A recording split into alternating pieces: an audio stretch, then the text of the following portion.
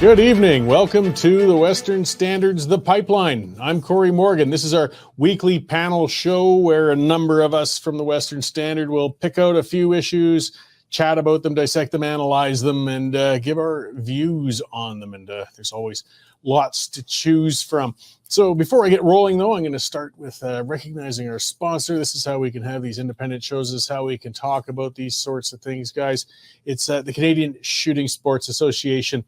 They are a fantastic organization. They're standing up for your rights. I mean, we got a government that is obsessed with taking away your rights. One of those rights is the right to own and utilize firearms, of course, safely, responsibly. We always have, but the government wants to take that away from you. The Canadian Shooting Sports Association is standing up on your behalf to make sure you can maintain that right, but they can't do it if you don't help them.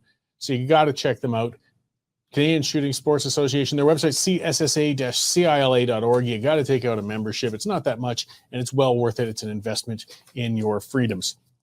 Also, be sure to take out a subscription to the Western Standard. This is how we do it, guys. This is how C18 and the rest doesn't matter. As long as you guys are subscribing to us, we can bypass the government attempts to control the information to you. $9.99 a month. $100 for a year, guys. Just like an old newspaper subscription. It supports us and gets you past that pesky paywall. Go to westernstandard.news/membership and sign up. We really appreciate it. If you've already have, thank you very much. All right, so there's the three of us today. We've got lined up to talk about the issues. Our opinion editor, Nigel Hannaford, how you doing? I am doing great. Good. Nice to be here again, Cory. Yeah, well, it's miserable outside. We might as well be indoors talking about things standing today. out in the snow. This is a good time to be indoor workers. And we have our news editor, Dave Naylor, at the end of the table there. I'm doing well too, Cory. Right on. Well, no. Yes, the glasses come off, the hands glasses go down. come off, the hands go down, the voice starts booming. Yeah. It's all good. The spectacles go on and off. Yes, we have our tells. We'd be terrible at poker, I think. So I guess we'll start, and this just came out today.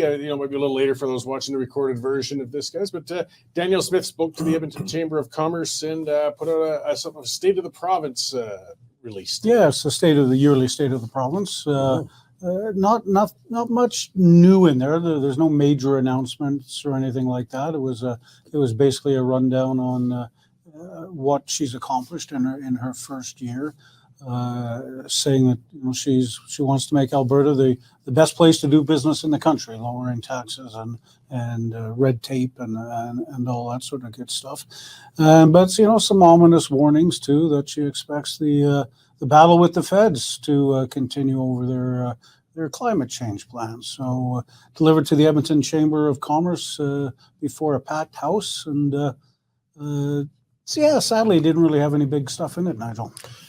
Well, it depends how you define big, doesn't it? Huge. Actually, if you go out there and say that you are expecting the senior level of government to do everything that it can to attack you and to undermine your purposes, and you saying it are the premier of the province, that's pretty significant. I mean, also, she's not wrong. You can just watch what's going on in the Twitter sphere between Environment Minister Guilbeault and our own provincial Minister Schultz. It's this endless one-upmanship. But if you kind of take one step back from the actual issue of zero emission grid by 2035, which is what this is ostensibly all about. Take one step back from that. How very convenient it is for Ottawa to have a Western bogeyman, as we are now just slightly less than 2 years from the next scheduled election. They love this. They're gonna milk it to death. You bet they're gonna keep attacking, and they're gonna tell the people in central Canada and further east that they're sticking up for you against the rebels in Alberta and possibly Saskatchewan as well. Well, to be honest, that bogeyman goes both ways, though. I mean, politically, it serves Premier Smith quite well to be able to have a foil in Ottawa that you can always point to. And the much loathed Justin Trudeau and to keep telling voters, we're going to stand up for you against the nasty socialists or at least environmentally ideological government in Ottawa. It's almost I know neither would like to ever admit it, but they actually complement each other in the political sense. Yeah, and Trudeau's plunging in the polls. Nothing he does is right. It all turns to crap these days. So that's obviously going to be his major election issue. He's going to pit Alberta as the bogeyman and the rest of Canada. Government of Ontario today, Cory, wrote a letter to the Liberals saying, you got to put a stop to this Alberta leaving the Canada pension plan because it would hurt people in Ontario. And it would hurt them in the pocketbooks by having to cover more of the premiums. So Alberta as public enemy number one fits lovely for what Trudeau would like to see and do. Yeah. And that's actually going to be a tough one for Pierre Poilievre to stick handle too, isn't it? Yeah, well, he's already said that Alberta should stay. So he's made his position pretty clear. Yeah, and I think Ontario is just going to be the first of many provinces. Saskatchewan has said they're not overly enthused by it. I think Alberta could be sitting out there on its own for a while. Well, it's been sitting out there on its own for a long time, actually. It's not a new role for us. Yeah, if you go to the numbers and you look at how much, never mind the Canada pension plan just for a moment, but just in terms of the over contribution of revenues to the running of this country by Alberta, it's a staggering amount of money. I think it's something like $600 billion over 60 years or something. To the equalization. That's just equalization. That's just equalization. We take everything. I think it comes in close to $27 billion a year right now, or something like that. Yeah. We're contributing more than we're getting back in services or transfers or anything. So now, if you then say, okay, fine, you said step back from the CPP plan for a moment. Okay, let's step back into it. And you look at something that has had the effect of Alberta, after all the overpayments on equalization and revenues in and revenues out, also keeps the rest of the country going, makes it possible for Ontario to pay less by Alberta paying more for the pension plan. Maybe the numbers are open to discussion. I mean, we would expect Premier Smith to put forward her best argument when she initially announced the consultations on the plan. So, but if that was correct, Alberta has probably put in about half of the money that the Canada pension plan has for investment purposes. That's how much we have overpaid. And everybody thinks that's just fine. No change needed here. Well, I guess not. No, if I was in Ontario, I wouldn't want to. I wouldn't want to change it. It doesn't make it right, though.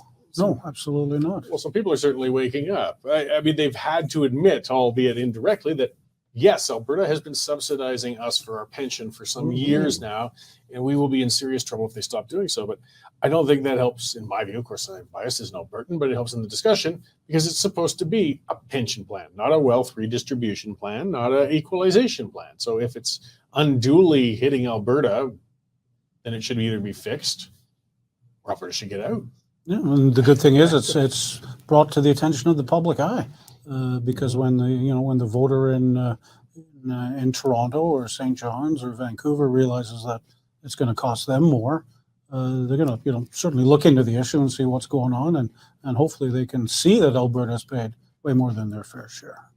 So getting back to that state of the province, I noticed actually one of the things through omission, in a sense, that Premier Smith didn't touch the pension plan whatsoever through I noticed that speech. I wonder whether that was intentional. Well, I'm sure it was intentional. I wonder why. And I guess they still have the committee going around the province taking the pulse of the people on that. So maybe a further reference to it at this point wouldn't be particularly useful. Never mind helpful. Sorry, Go on. I think the whole rollout by the UCP has been a bit of a mess. Town halls. Okay, we're going to hear from Albertans, but they didn't do town halls. They did telephone meetings. So you don't get that sort of sense of the mood of the people. The NDP says they've got a 30,000 name petition with the vast majority in the 90s saying that they're against it. So I think, and they've lost some of the big columnists in the mainstream media are already tweeting that or writing that it's a bad thing. So I think right now the idea of the Alberta pension plan is losing the battle of public opinion. Did you get a sheet in your mail yesterday at home? I may have. Yeah, no, you'd know by the size of a shoebox, and blue and pension plan everywhere. I don't tend to check the mail because it just brings bad news. It's usually And bills. Yes, You need to get better friends, Dave. Yes, exactly. Well, getting further to that, though, she did focus a lot on opening Alberta for business and so on. Something I saw, and I don't know, this might have already been there and she's re-announcing or if this is something new, but the small government guy in me started to wonder about this. She was talking about like a 12% subsidy on petrochemicals, capital subsidy, if they're going to use natural gas in their projects. Just deviates a little bit, I guess, from total free market things, protecting you from Ottawa, but at the same time, when you start poking into the subsidy realm, I get a little nervous when they start doing that. Well, look, politics, eh? Yeah, they'll never. Remember how just before Christmas it was announced that certain qualified demographics would get $100 a month. That's not the Danielle Smith I remember from the editorial board 20 years ago, but that is very much what politicians do 4 or 5 months before an election. Hand some money out. By the way, it's perfectly rational. It's taxpayer money. You help the people who need the help. But at the same time, it was a step. It prepares me for news like we are giving money to petrochemical companies to persuade them to use petrochemicals. Wow. Yes, of course. Government in business doesn't work. They just don't seem to learn that lesson. I understand the why. I just don't have to like it. And I still think it's a bit incumbent on us to make sure we point it out and call them out a little bit. Don't start drifting into there too far, guys. Well, you've got a call coming up on Sunday. I sense the ire already. Not on that one, but I could build if I saw more evidence of it. Something that sounded good out of it, though, that I think most of us can agree on, was just talking about the red tape reduction and the initiatives, and there's actually a claim of some figures on. Well, $2.8 billion. How do they calculate that? I don't know. That's a good question. Don't look at me. I failed math, but I will give credit to the UCP, even under Jason Kenney. They did really well in cutting red tape. They had a minister. That was his entire job. So, he seems to have done a good thing. And again, it's just you can cut all the red tape you want, but until you have to deal with the feds, that red tape is staying, which is the big problem.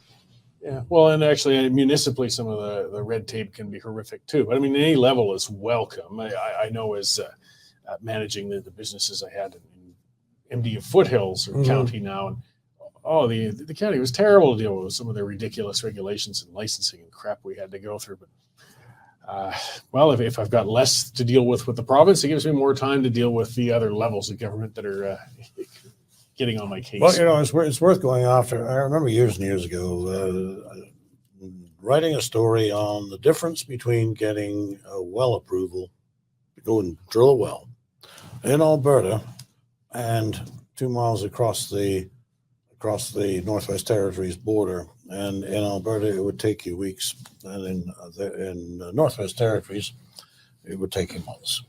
Now, I have a feeling that we don't have quite such an advantage in that area anymore, and certainly it can take forever in British Columbia.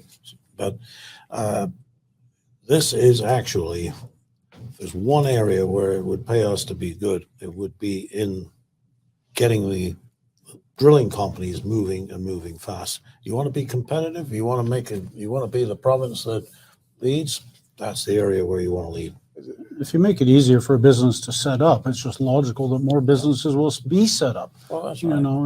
Build it and they will come type thing. When the energy industry does well, everybody does well. So lead with that. Yeah, well, back in the 90s when I was in the oil field, there were two nice visible examples of how well that worked out with being open for business in a sense, because Alberta was flanked by NDP governments in BC and in Saskatchewan. And, you'd look at Lloydminster, right down the middle of it, there's the border. And you looked at the industrial area developing off to the west on the Alberta side. It was just going and going and going, great guns. On the east side, you had a motel, I think the Postal, and a few other things. Like the growth with a city that should be bisected, and maybe grows somewhat equally. No, it was dramatically sticking to the Alberta side, and that's because the businesses were realizing the regulations are dollar stores and cash loans. Yeah, not necessarily nice things, but all the same, they are businesses. And likewise in BC, I used to survey seismic projects up in the Chinchaga area, and there's a big cut line on the BC-Alberta border, and that's where I would survey and stake out the boundary of our program, literally to the inch, right to the BC border, where we would not step foot an inch onto that side because suddenly the costs and regulations went through the roof. So. We see those things. If Premier Smith is really opening Alberta up more to encourage, that development here, we'll certainly bring in those investment refugees from the other regions and provinces. So, okay, well, let's get on to, I guess, something a little more global and a little more national, though, and just the ugliness we've been seeing on the streets of Canada, around the world. We're seeing it in the United States. We're seeing it in Michigan. We're seeing it everywhere. It's just this rise of anti-Semitism. I mean, I'm going to start with a bit of a rant on it because people keep saying being critical of Israel isn't anti-Semitism. No, it isn't. But celebrating a terrorist attack, slaughtering thousands of Israelis is. People saying protesting against Israel isn't anti-Semitism. No, it isn't. But having a mob go outside of a Jewish daycare center and intimidating parents and children is. And, the examples just keep coming. There's a function up in a couple of days in Toronto with a Palestinian group saying, glory to our martyrs, where they're going to get together and celebrate the terrorists who murdered babies, raped women, and committed horrible acts of atrocity and torture. I just get sick of the people trying to soft sell this and say, well, this is just about Palestine and criticizing Israel. It is not. I mean, we're seeing an ugly head rear itself that's been kind of underground for a while. Yeah, I couldn't have said it better, Cory. I've never seen anything like it in my lifetime. Academia is also seems to be a place where the left is celebrating the Hamas attacks. You mentioned the Jewish daycare. There was a Jewish restaurant that was picketed.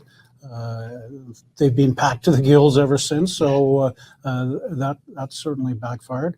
We've had protests in Calgary where Israeli supporters were arrested and taken away, and Palestinians by the thousands marching in Toronto in support of Hamas. And you look at the way Canada, the government is handling it, and then you look at the way governments in Europe are handling it. Whereas, like in places like Germany and France, they're making it easier for Hamas supporters to be deported. Go back there then, where you came from. In Great Britain, police have been ordered to arrest people, with Islamic flags and stuff like that. But none of that stuff is happening in Canada. You don't see any sort of pushback really against the left. I'll give the Ontario Ford government credit. They all went and had their caucus lunch at that Jewish restaurant in Toronto. But union leaders, I mean, they're falling over themselves to support Hamas. I just don't get it. As you said, these are bloodthirsty terrorists, the like we've never seen before. Israel brought in 400 foreign reporters and showed them 40 minutes of unedited Hamas footage that they took doing these atrocities. And the reporters were just sick to their stomachs, they were in tears.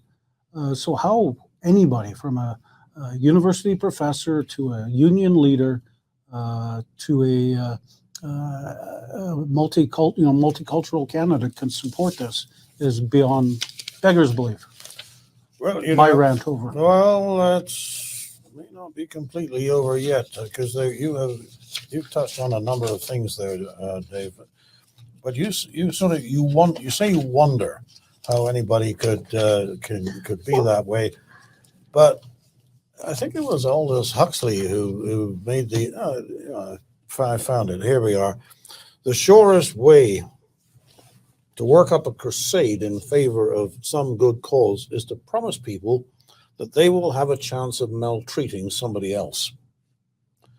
To be able to destroy with a good conscience, to be able to behave badly and call your bad behavior righteous indignation, this is the height of psychological luxury, wrote Huxley, the most delicious of moral treats. That's in chrome yellow.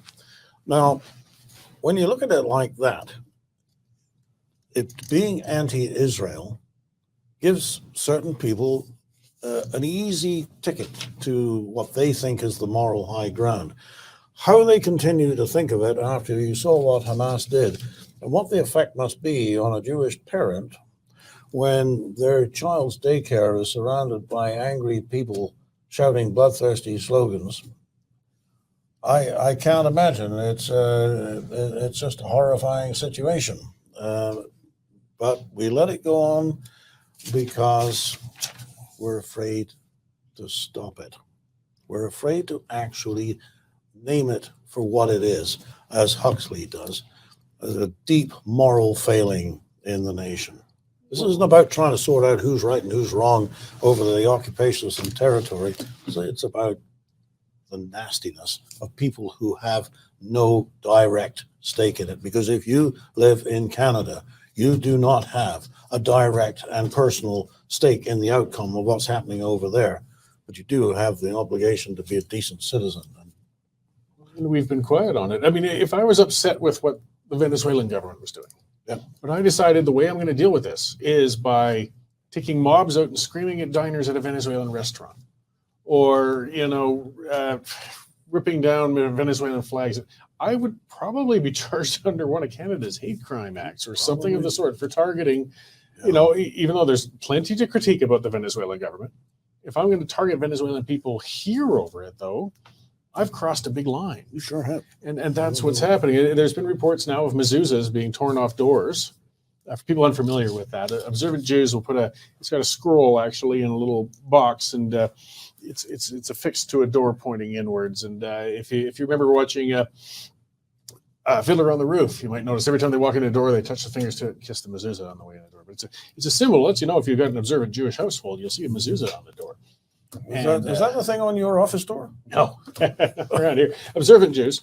So, but I mean, that's a frightening way of intimidation as well. That's also kind of a way of saying we know where you live, we know where you work, and certainly Jewish families have been taking that stuff down out of their own safety. They're concerned. But an Orthodox Jew or a Hasidic Jew, I mean, they can't, while continuing to be observant, go on the streets, and hide their religious being, so they might stay inside. It's just, and the problem is it's going to get worse. The war in Hamas is going to be incredibly violent, incredibly bloody, and incredibly costly on both sides. So you're going to have the weekly pro-Hamas demonstrations, and those demonstrators are going to get angrier and angrier as more and more Gazans are killed. So the time to put the foot down legally, though, and it's difficult. I mean, with the protests waving Palestinian flags in the streets, that's free expression. I don't like perhaps the side they're taking, but that in itself isn't crossing the lines. When they start chanting from river to sea, and again, not everybody necessarily understands what that reference means, but what it means is from the river in Jordan on the West Bank all the way to Gaza on the sea, and they want to wipe every Jew out of the middle and turn it all into the land of Palestinian. It's a call for genocide. So you cross a line from, again, waving those flags, but how do police separate the fly poop from the pepper? When you got 1,000 people out there waving those flags and 200 of them are of that nature, you can't cancel the whole protest? It's a difficult situation. It's very difficult, and it's it looks like the conflict is set to widen. You've got U.S. bases in Iraq and Syria being shelled. There's a report today in the Wall Street Journal I was telling Nigel about earlier that some of the Hamas fighters that did the attack went to Iran for training. So you got to think the American administration is thinking about what to do to try and if you're talking about taking the head off the snake, the head is Iran.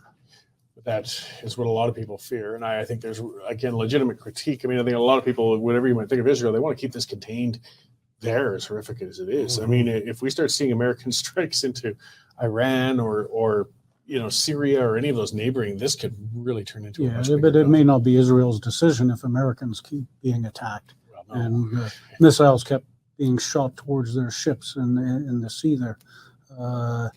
The Americans are right now madly rushing to get defensive systems in the area. Like the Iron Dome stuff to be able to protect their own.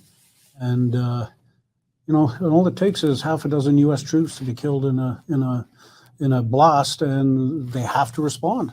They would have to take revenge on somebody. Mm-hmm. But the time to call out the hate is now.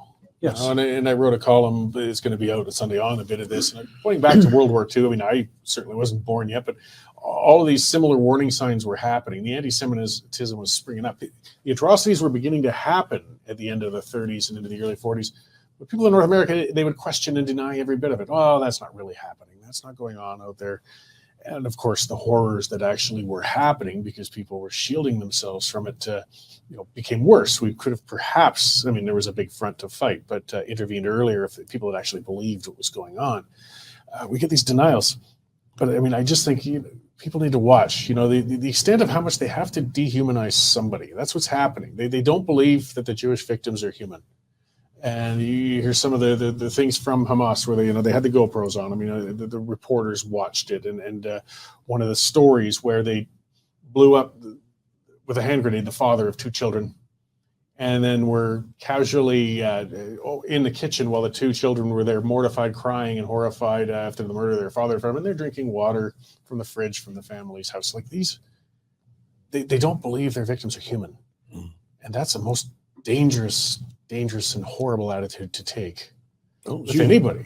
That's usually the first thing that you do when you go to war with somebody is try and point out how absolutely worthless the people on the other side really are. And that risk can go both ways. Yeah. The rage and horror of Israeli IDF members, that builds the vengeance, and atrocities will be committed by IDF members when they get in, which could be mistargeted onto innocent Palestinians who got caught in the middle. That's the nature of such a horrific conflict as this. Yeah, there are, and that's the key to keep in mind. There are innocent people on both sides, and a lot of them are going to get killed. Already have been killed in those terror strikes and in Gaza.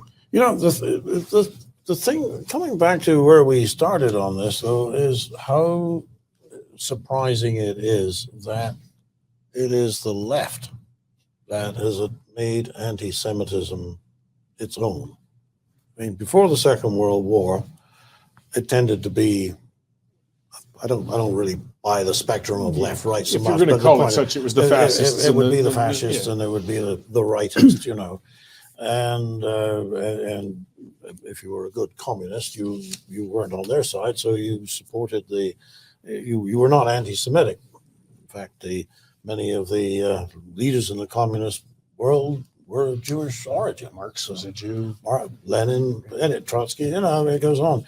So you get to so now you come to a situation where it's completely gone the other way, and you wonder, well, how did that happen? And here in Canada, we have there's the spectacle of the unions.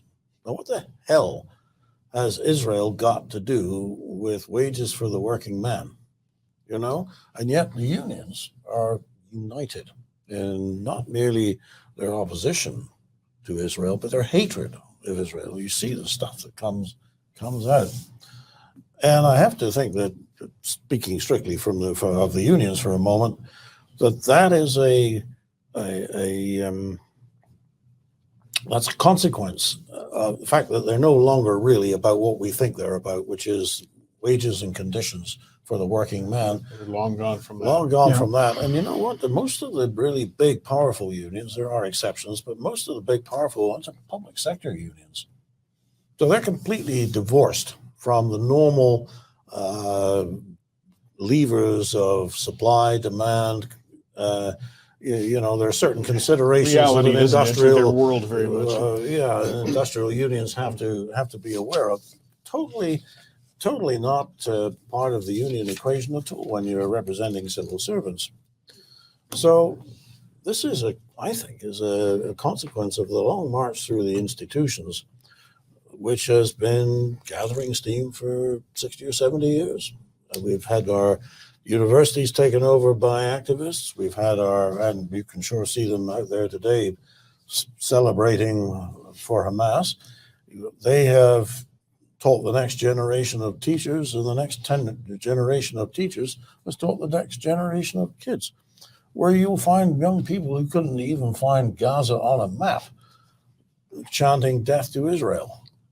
And the cognitive dissonance that they're exercising, Fred Hahn was the most odious of them online. He's a union head from Ontario with the Canadian Union of Public Employees. He's an openly gay man celebrating Hamas. Like, where do you not realize that the people you're celebrating will torture and kill you if they get half a chance? The only thing they hate more than Jews are gay people like you, or perhaps a gay Jew. And this whole thing with, I don't understand the left's hatred of Israel. The entire Middle East, look around, it's a human rights cesspool. It's theocracies. There's no democracies. You've got one little beacon that holds elections, one little beacon that allows, Tel Aviv is got the biggest, open gay population in the entire Middle East, where they can safely live their lives and enjoy themselves. And Golda Meir was elected as the prime minister of Israel, 40, 50 years ago. And the left despises them. I don't get it. I don't understand. You'd think this is the one spot you guys should be celebrating. You want to see that spread into the Arab nations nearby that are oppressing women and gay people and people in general, but they don't. They hate the freedom, and I just don't get it. Well, that's probably a parallel to what we were just talking about. What is in it for Canadian unions to support Hamas? It's got nothing to do with worker conditions. What has it got to do with the international left to hate Israel so much? Maybe it's not really Israel that's the issue. Maybe there's something else that they're going after. And Israel is like, when you attack the little Satan, you attack the great Satan. There's some degree of that, as Israel's tightly related to the United States as far as that concern goes, and states have been the bastion of capitalism around the world for quite some time, but I don't think this is helping take down the great. I'm thinking aloud here, Cory. It's I just like you. I struggle with why would people? It's just the oldest ancient, the ancient moral failing is hating the Jews. Yeah, there was some video of students at a university tearing down the missing posters of the hostages, and they were asked, "Why are you doing it?" And they said, "Well, Israel started it." They are, just by existing, eh? Exactly. Yeah. Well, we're going to be watching and commenting on this for a long time yet. I mean, not just this conflict, even 10 years from now, 20 years from now. I hate to say it, but as long as the Temple Mount is in there, and as long as there's one Jew, and as long as there's one Arab, they're going to be at each other's throats over that piece of dirt. And I don't know how we'll ever, maybe our grandchildren will see the end of this mess over there. That's what your grandparents said. Yeah, I know, Exactly. isn't it? Oh, well, let's get a little less dreary, though still inflammatory. The fight's going on again, back domestic. Ties in a bit to the state of the province things, and the knives have sort of come out figuratively between Guilbeault and Schultz. Yeah, they just can't seem to help themselves. They always talk about, we got to negotiate in private and in good faith and dignified. And they go back and they get on their cell phones and they start tweeting nasty stuff. Today it was Environment Minister federally, Guilbeault, mocking his provincial counterpart, Rebecca Schultz.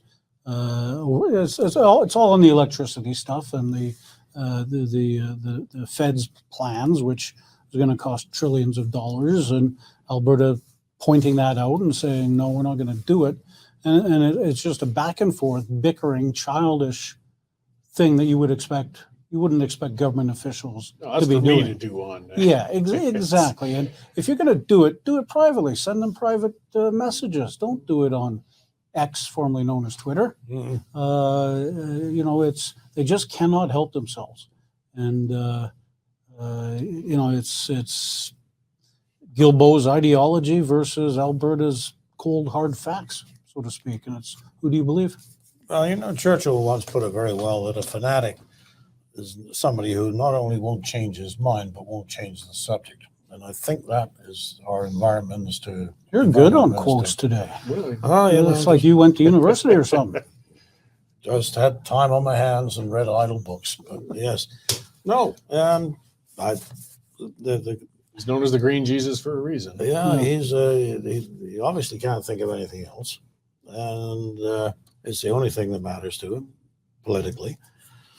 So he can't leave it alone. I mean, Trudeau's not far behind them, though. I mean, No, if they're a cut cabinet from the minister same is going cloth. off the handle and doing these things, if the government was embarrassed by it or upset with the discourse, they would have reeled him in and said, "Hey, hang on, let's." But nobody seems to be stopping. No, this. if you look at Great Britain's been the latest country to backtrack on their green promises, saying it's not realistic.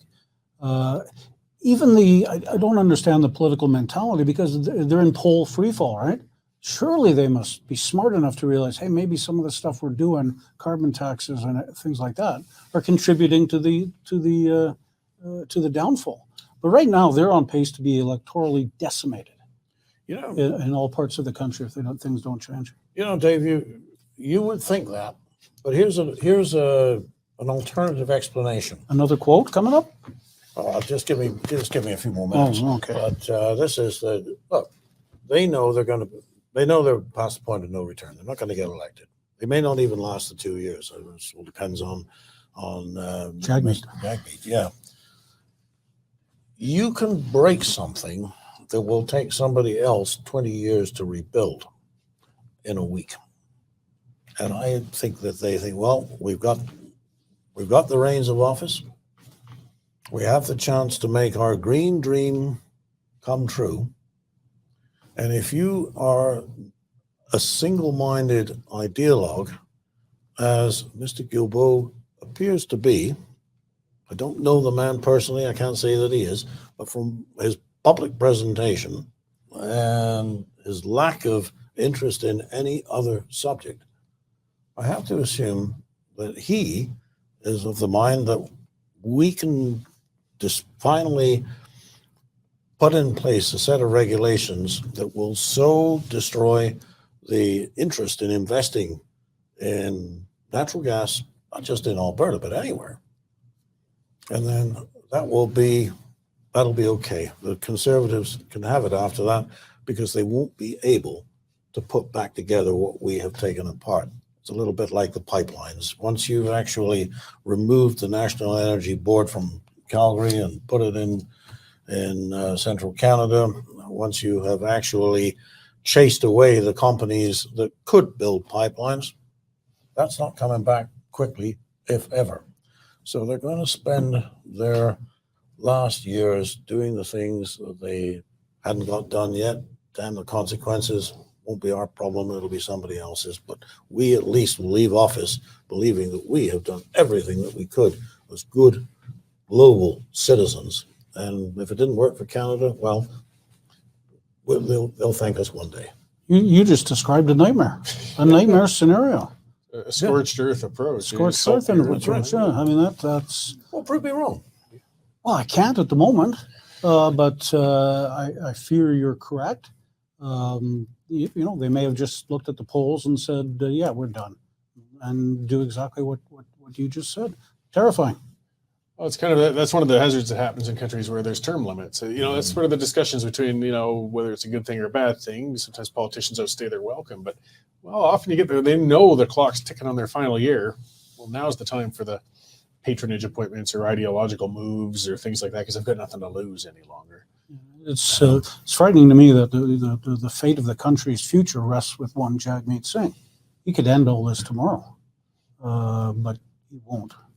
The good news, of course, is that the longest it can go on is 2 years. And Smith is in place for another 3.5. So she has a good chance of outlasting this government. And as long as she and Bolivar don't fall out over the pension, I do have some hope that they would work together for good. when you see political play and the way it works, I mean, especially if there's going to be a growing adversarial relationship between Alberta and Ottawa, and if it's effective in Ottawa, at least in building an anti-Alberta sentiment in Toronto and Montreal, Poilievre is going to have a tough task because, I mean, his base is here, his donors are here.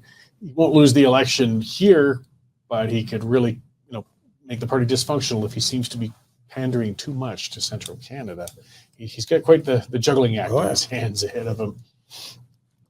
But not to be that kind of dork as well, but under our system, actually, I know they say the election would be 2 years from now, but he could make it 3. It's 5 years you can get potentially, and 4 is usually accepted. And I think they made their fixed election date legislation, but we know you can just repeal that anytime you please. But it's interesting to see, X, formerly Twitter. What's been neat, but perhaps not productive, we get to see the candid views of politicians we never saw 20 years ago.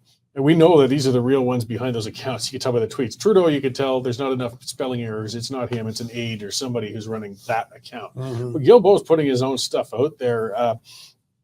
It makes for good political entertainment, but I don't know if it's a productive way to have our ministers behaving, I guess.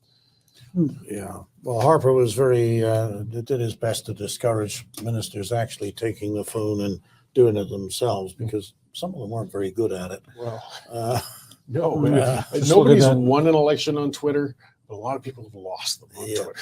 That's for sure. Yeah. Well, we had I remember it was one of those situations where the day was done and there's half a dozen people in the room just sitting, listening to, as he sort of downloaded, and he said, Twitter is a wonderful communications tool. You want to think out what you're going to say it, and then switch off the machine and walk away. Don't get involved in the fighting that goes on, which is exactly what Mr. Guilbeault is doing right now. He's mixing it up. He's been a troll, for heaven's sake. And, this may not end well for him. No, there's a hazard when you're on there going at it that you could say something unintentionally or even intentionally, but crosses a line. And as the old statement goes, the internet's forever. I mean, if you put out something that's beyond the pale and it's up on Twitter for more than a couple seconds, somebody will have screenshotted it and is going to share it no matter how much you delete or retract. So, yeah, I mean, you're on a late night meeting. You've had a couple of glasses of wine. Oh, I got to text Rebecca. Silly little woman. Yeah, that'll be it for him. And likewise, Rebecca Schultz is going to be careful as well. But I mean, it's kind of to wrap up. We only have a few minutes left, but it comes to the how. So if we got 2 years, we got ticking. But how can the industries be defended against a government that's acting like it has nothing to lose? Well, I think the first step is actually the Sovereignty Act that we've been talking about all along. Just say, no, we're not doing it. Sue us. But with a private investor, would that comfort them enough to say, okay, I'm going to open up my wallet because Premier Smith has said she's going to invoke the Sovereignty Act? No. See, that scares them away, even if... It does, but get past that next election, a different administration in Ottawa. I mean, if there isn't a different administration in Ottawa, let's just sort of... I'll work on other things. Turn out the lights. Just rent a U-Haul and head for Wyoming. But, there's so much depends on just getting past, dragging it out until you get past the next election and hope you've got a different crew to deal with in Ottawa. Yeah, the problem is these big companies, they've got their capital expenses and they're looking at it, and yeah, it would be a tough sell to the shareholders that they're going to invest X number of billions in Alberta. Well, it would be, but Smith is already on record that if they can't get anybody else to do it, they'll figure out a way, and maybe it'll be public ownership again, or it'll be a contract between the government and backstopping loan guarantees or things such as that, which never worked in the past. For Keystone. Well, it ain't a good business plan, but if it gets something built that actually works and keeps the lights on, then it has done its job. Well, I guess it kind of comes full circle to our very first topic, where Premier Smith was very much focused on Alberta being the place to invest, the place to do business, the safe place to come in, spend your dollars, make your money. I guess, that kind of ties in with that tactic. Then we're going to assure you, hold on a couple of years. Yep. don't worry about those guys over there. We'll make sure your investments are secure here. Please come here and drill those holes and lay that pipe. Yeah, and I think sure the message was aimed at a much broader audience than the oil and gas companies too, right? Mm-hmm. She's talking about all the small businesses and non-oil and gas businesses that Alberta's open, ready for business, and the best place to do business. It actually has been. It's always been a pretty good place to do business. Even the very fact that you got a fixed income tax rate is a great attraction to people. They know exactly where they stand.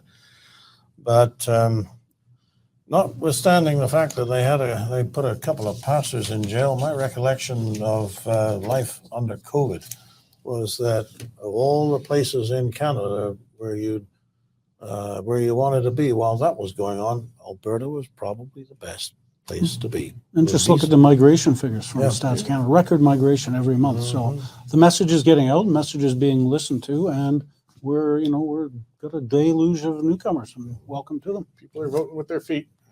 And that's a good note. We're still the destination to be. Keep coming on out, guys. You're more than welcome here in Alberta. We want you to here to make a family and a life and a job and a career and a future with us. That's always been the nature of Alberta. And I think we'll carry it on. So that sort of wraps things up for today. We should wrap up on a positive note. With a quote from Nigel, you got an inspirational, positive quote? Well, I was just reminded how it used to be the national anthem was Alberta Bound. So there you are. Okay. Well, Dave, Nigel, thank you very much. And thank Pleasure. all of you guys for tuning in, and keep going to the Western Standard for your news, guys, and you'll get a hint of what we're going to be discussing next week, which I'm sure will be of earth-shattering importance. So thanks for tuning in. We'll see you all next week at this time. The current Lethbridge feed grain prices are as follows. Cash barley's at $3.42, feed wheat's at $3.50, and corn's trading at $3.38 per metric ton.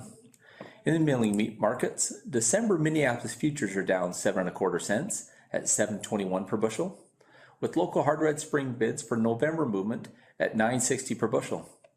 In the oil seeds, nearby canola futures increased $4.60 at $6.90.40 per ton, with delivered values for November-December movement at $15.63 per bushel.